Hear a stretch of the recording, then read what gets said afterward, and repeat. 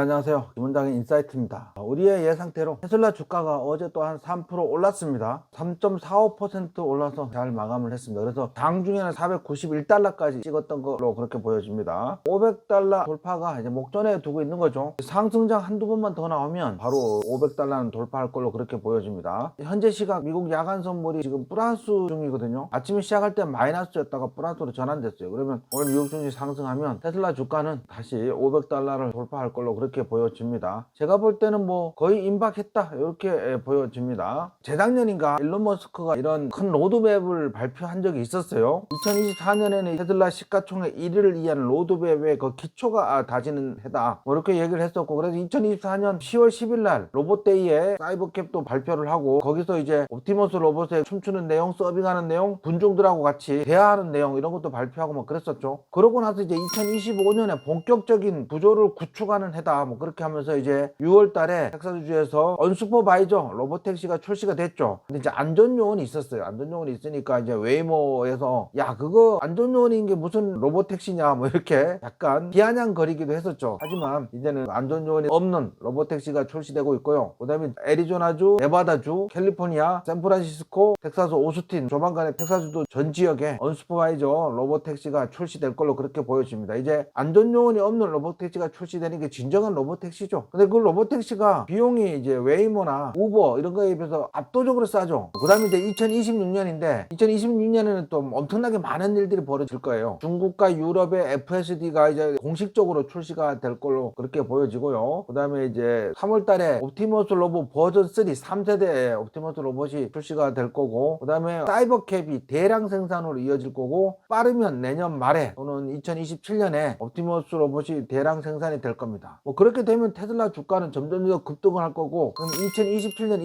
28년에는 말 그대로 사이버캡이 몇백만 대 출시가 되고 옵티머스 로봇이 1억 대 생산되고, 그건 나중 일이겠지만 100만 대, 300만 대, 500만 대 생산되고, 그러면 테슬라 주가는 엄청나게 상승할 것이고 당연히 시가총액 1위는 순식간에 넘어갈 걸로 그렇게 보여집니다. 이 내용은 이제 일론 머스크가 2024년인가 3년에 발표를 했던 내용입니다. 자, 이제 일론 머스크가 여러 해 전에 저는 자율주행이 하는 내연기관 자동차는 마치 폴더블폰을 쓰면서 말을 타는 것과 같을 것이라고 말한 적이 있습니다. 이제 포드에서 전기차를 포기를 하고 유럽에 있는 내연기관 차량도 전기차를 포기하고 이제 하이브리드 카나 내연기관 차량을 좀 더 연장하겠다고 한 거죠. 그러다가 어느 순간 슥 사라져. 코닥 필름이 어느 순간 슥 사라지고, 모토로라하고 노키아 휴대폰이 어느 순간 슥 사라지듯이 내연기관 차량들이 어느 순간 슥 사라지게 될 겁니다. 물론 최고급 차량들은 살아남을지 모르겠지만 여전히 뭐 내연기관 차량의 향수, 소음의 향수, 배기량의 향수 뭐 이런 것 때문에 최고급 차량은 살아남을지 모르지만 대부분의 일반 대중차는 전기차로 머지않아서 순식간에 바뀔 걸로 그렇게 보여집니다. 그래서 이제 거기에 대해서 일론 머스크가 맞아요, 여러 해 전에 저는 자율주행이 하는 내연기관 자동차는 마치 폴더블폰을 쓰면서 말을 타는 것과 같을 것이라고 말한 적이 있습니다. 기존 사람이 아무리 좋은 아이디어라도 억지로 떠먹일 수는 없습니다. 예를 들면 내연기관 차량에는 완전 자율주행을 장착할 수가 없어. 그러면 이제 기존의 레거시 업체들 포드, GM, 스텔란티스, 폭스바겐, 벤츠 이런 데서 테슬라 FSD를 장착해서 붙이면 되는데 또 그거는 자존심이 허락하지 않는 거지. 그래서 어느 순간 슥 사라질 거라고 그렇게 생각을 합니다.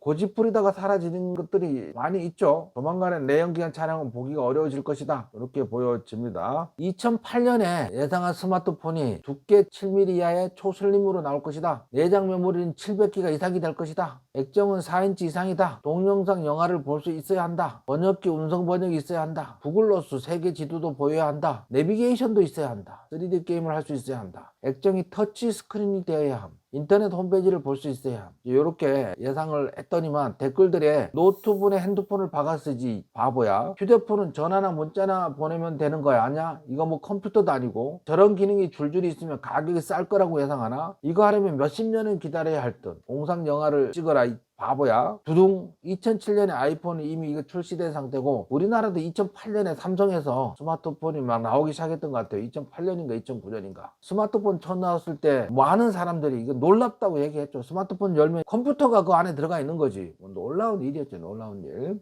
그것처럼 옵티머스 자율주행도 뭐 놀라운 일이 되는 겁니다. 지금 우리나라 FSD 출시되면서 난리가 났어. 일단 현대차를 걱정하시는 분들도 많이 계시고요. 얼마 전에 FTA가 한미 무역 협상이 있었잖아요. 3,500억 달러 투자하기로 하고 그렇게 했을 때 거기에 미국산 자동차에 대해서 이런 조항이 있었어. 미국에서 판매되는 차량은 한국의 법규를 다시 적용하지 말고 미국 규정을 그대로 적용을 해라. 그러니까 이제 미국에서 제조가 돼서 한국으로 수입한 테슬라 차량만 FSD가 장착이 가능한 거야. 중국 건 안 되는 거야. 중국에 들어오려면 법규가 바뀌어야 되는 거야. 그래서 지금 한미의 무역 협상 때문에 미국산 테슬라 차량에 대해서 FSD가 그 어떤 나라보다도 빨리 들어와서 출시가 되는 겁니다. 유럽이나 이런 데는 아직도 안 되고 있는 거죠. 텍사스주 휴스턴 인근 캐마 경찰서는 순찰차를 운전하고 있는데 캐마 경찰서에 트라메인 루이스 경감은 사이버 트럭을 순찰자로 활용할 가능성을 시험하기 위해 향후 30일 동안 시승할 기회를 얻게 되면 매우 기쁩니다. 솔직히 말씀드리면 지난 며칠 동안 테슬라에 대해 제 평생 알았던 것보다 더 많이 배웠습니다. 그래서 사이버 트럭을 경찰 순찰차로 하고 있습니다.